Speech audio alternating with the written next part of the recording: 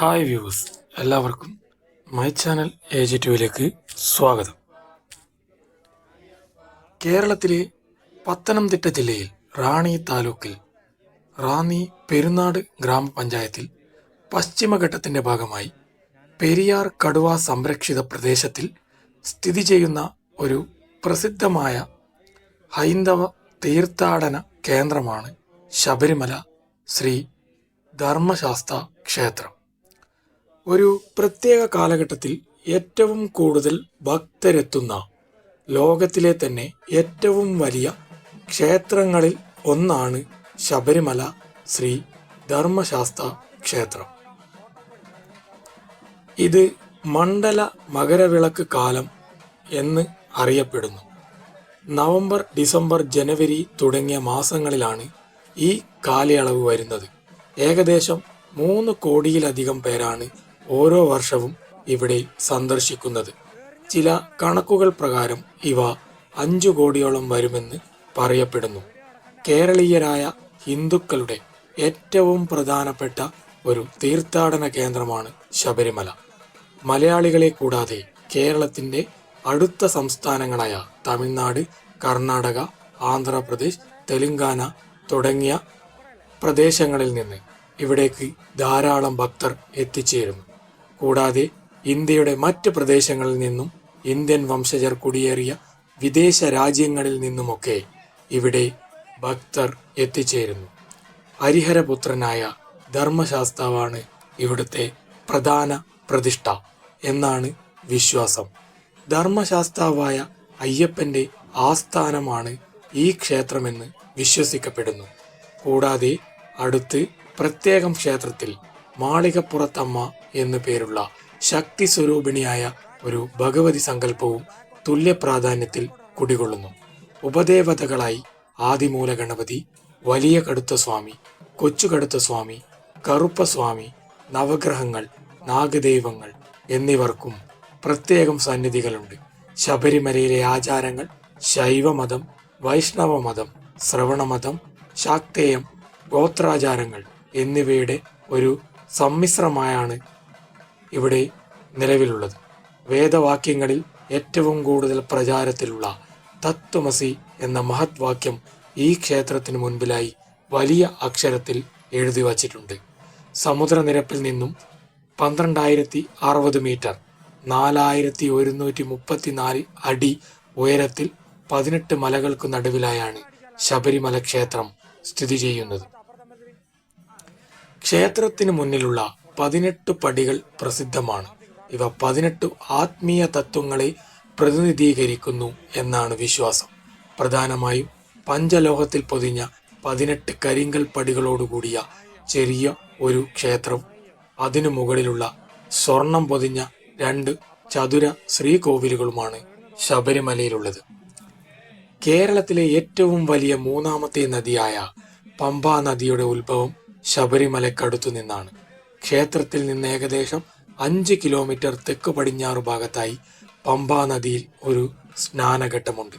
ഇവിടെ കുളിച്ച് കുടുംബത്തിലെ മരിച്ചവരുടെ പിതൃക്കൾക്ക് ബലികളിട്ടാണ് ഭക്തർ മല ചവിട്ടുന്നത്. നാനാജാതി മതസ്ഥർക്കും ഇവിടെ പ്രവേശനം അനുവദനീയമാണ്. എന്നാൽ ഇരുമുടിക്കെട്ടുമായി വരുന്നവരെ മാത്രമേ 18 പടികൾ കയറാൻ അനുവദിക്കൂ. നെയ്യഭിഷേകമാണ് ഈ ക്ഷേത്രത്തിലെ പ്രധാന വഴിപാട്. തിരുവിതാംകൂർ ദേവസ്വം ബോർഡിന്റെ കീഴിലുള്ള ഈ ക്ഷേത്രം തിരുവിതാംകൂർ ദേവസ്വം ബോർഡിൽ കീഴിൽ ഏറ്റവും കൂടുതൽ വരുമാനമുള്ള ഒരു ക്ഷേത്രം കൂടിയാണ്. മറ്റു ക്ഷേത്രങ്ങളിലെ പോലെ വർഷത്തിൽ എല്ലാ ദിവസവും ഇവിടെ പൂജയോ തീർത്ഥാടനമോ നടക്കുന്നില്ല. നവംബർ, ഡിസംബർ മാസങ്ങളിൽ വൃശ്ചികം 1 മുതൽ ധനു 11 വരെ നീളുന്നതും മണ്ഡലകാലം എന്നറിയപ്പെടുന്നതുമായ 41 ദിവസങ്ങളാണ് ശബരിമലയിലെ പ്രധാന തീർത്ഥാടന കാലയളവ്. തുടർന്ന് മകരവിളക്ക് മഹോത്സവം നടത്തുന്നു. ഇതിനു പുറമെ എല്ലാ മലയാള മാസങ്ങളിലെയും ആദ്യത്തെ 5 ദിവസങ്ങളിലും ഇവിടെ സന്ദർശനം അനുവദിക്കുന്നു. ഇത് തുടങ്ങിയിട്ട് അധിക കാലമായിട്ടില്ല. മീനമാസത്തിലെ ഉത്രം നക്ഷത്രത്തിൽ ആറാട്ടായി 10 ദിവസം ഉത്സവം ക്ഷേത്രത്തിൽ നടന്നു വരുന്നുണ്ട്. കൂടാതെ ഓണം, വിഷു, വിജയദശമി, ദീപാവലി, മഹാശിവരാത്രി തുടങ്ങിയ വിശേഷ ദിവസങ്ങളിലും ഇവിടെ നട തുറന്ന് പൂജയുണ്ടാകാറുണ്ട്. ഇത്തരം ദിവസങ്ങളിലും ഇവിടെ ദർശനം നടത്താവുന്നതാണ്. വ്രതമെടുക്കാതെയും ചലച്ചിത്ര നിർമ്മാണത്തിനുമായി വാണിജ്യപരമായ നീക്കങ്ങളെ തുടർന്ന് കേരള ഹൈക്കോടതി ഋതുമതി പ്രായത്തിലുള്ള സ്ത്രീകളെ ശബരിമലയിൽ പ്രവേശിക്കാൻ പാടില്ല എന്ന വിധി 1992 പുറപ്പെടുവിച്ചിരുന്നു.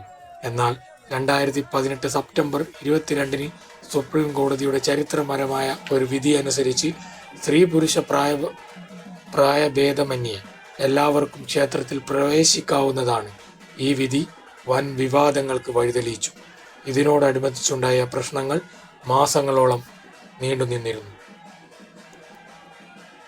രാമായണവുമായി ബന്ധപ്പെട്ട പ്രസിദ്ധമായ ഒരു കഥ ശബരിമല എന്ന പേരുമായി ബന്ധപ്പെട്ടിരിക്കുന്നു. ആദിവാസി സമുദായത്തിൽപ്പെട്ട മഹാതപസ്വിനിയായിരുന്ന ശബരി എന്ന തപസ്വിനി ശ്രീ രാമഭഗവാന്റെ വരവും കാത്ത് തപസ്സനുഷ്ഠിച്ച സ്ഥലമാണിതെന്ന് പറയപ്പെടുന്നു. സീതാന്വേഷണത്തിന് പോകുന്ന വഴിയിൽ ശ്രീരാമനും അദ്ദേഹത്തിന്റെ അനുജനായ ലക്ഷ്മണനും ശബരിയുടെ ആശ്രമത്തിലെത്തുകയും സന്തുഷ്ടനായ ശബരി അവർക്ക് താൻ രുചിച്ചു നോക്കിയ നെല്ലിക്കകൾ നൽകുകയും തന്റെ ജീവിത ലക്ഷ്യം സഫലമായതിന്റെ ധന്യതയിൽ അവർ യാഗാഗ്നിയിൽ ശരീരം ഉപേക്ഷിച്ചതുമായ ഐതിഹ്യം പ്രസിദ്ധമാണ്. ശബരിയെ അനുഗ്രഹിച്ച ഭഗവാൻ ശ്രീരാമൻ ഇനി ഈ സ്ഥലം അവരുടെ പേരിൽ പ്രസിദ്ധമാകുമെന്ന് പറഞ്ഞു അത്രേ.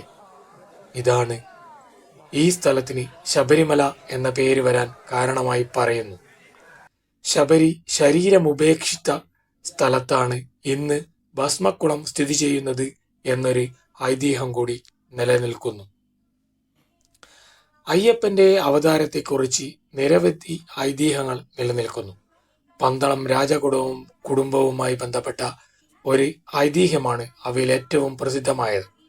കുട്ടികളില്ലാതെ വിഷമിച്ചിരുന്ന തികഞ്ഞ ശിവഭക്തനായ പന്തളം രാജാവ് രാജശേഖര പാണ്ഡ്യൻ ശിവശക്തിമാരെ ആരാധിച്ചു വരവേ ഒരിക്കൽ നായാട്ടിനായി വനത്തിലെത്തുകയും പമ്പാ തീരത്ത് വെച്ച് കഴുത്തിൽ മണി കെട്ടിയ സുന്ദരനായ ഒരാൺകുഞ്ഞിനെ കാണുകയും ചെയ്തു.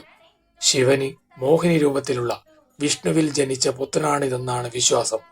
കഴുത്തിൽ സ്വർണമണിമാല ഉണ്ടായിരുന്നതുകൊണ്ട് ശിശുവിന് മണികണ്ഠൻ എന്ന് പേരിട്ട രാജാവ് ശിവപാർവതിമാരുടെ അനുഗ്രഹത്തോടെ കുട്ടിയെ രാജകൊട്ടാരത്തിലേക്ക് എടുത്തുകൊണ്ടുപോയി.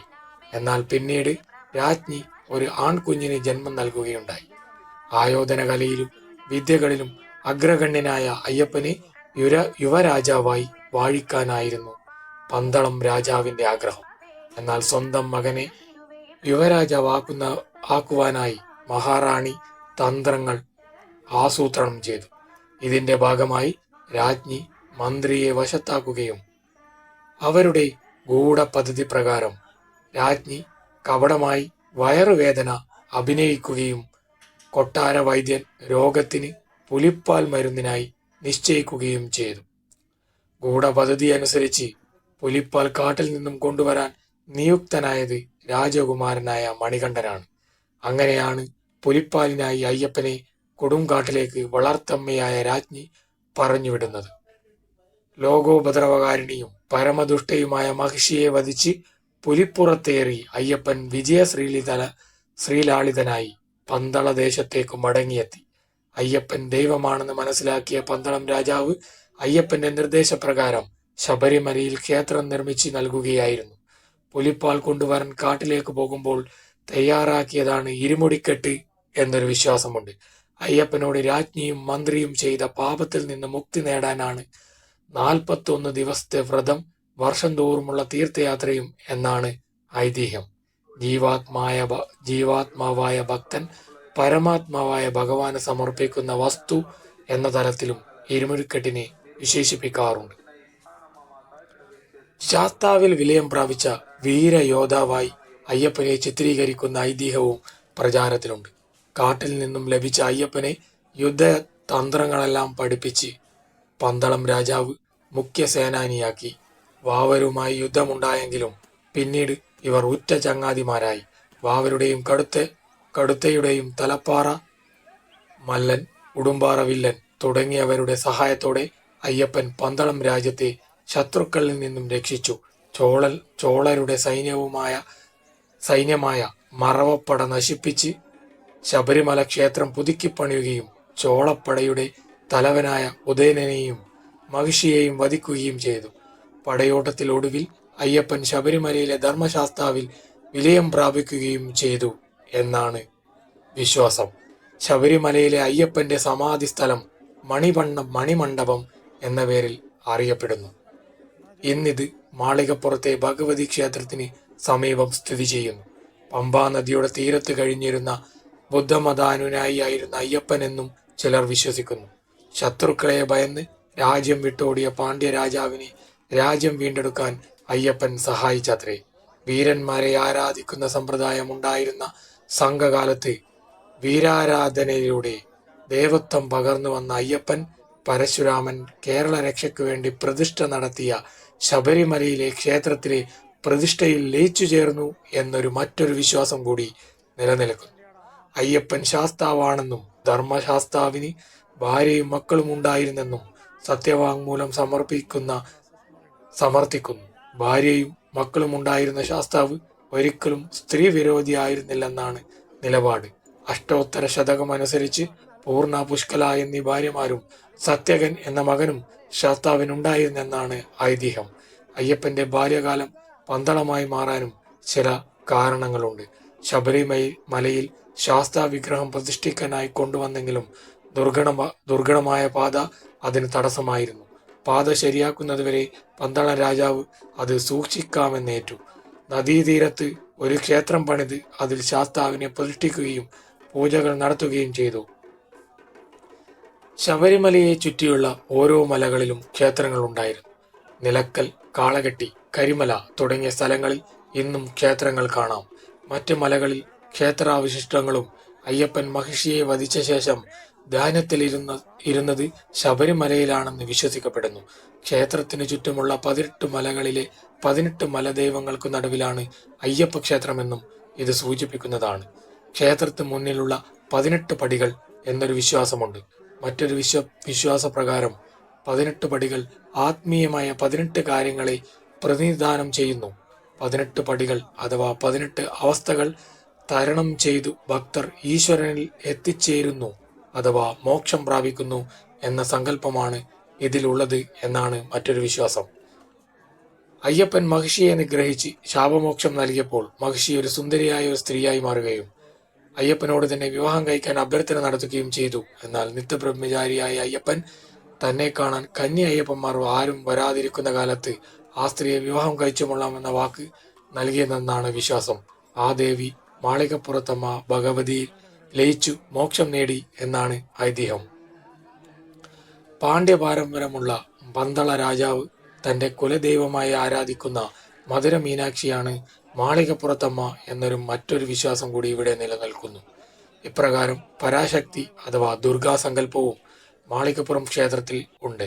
ശംഖചക്ര അഭയവരദ മുദ്രകൾ ധരിച്ച ചതുർബാഹുവായ പ്രതിഷ്ഠ പരാശക്തിയായ ഭഗവതിയെ തന്നെ സൂചിപ്പിക്കുന്നു. ക്ഷേത്രത്തിന്റെ ഭിത്തിയിൽ കൊത്തിവെച്ചിരിക്കുന്ന അഷ്ടലക്ഷ്മിമാരെയും ഇവിടെ കാണാം.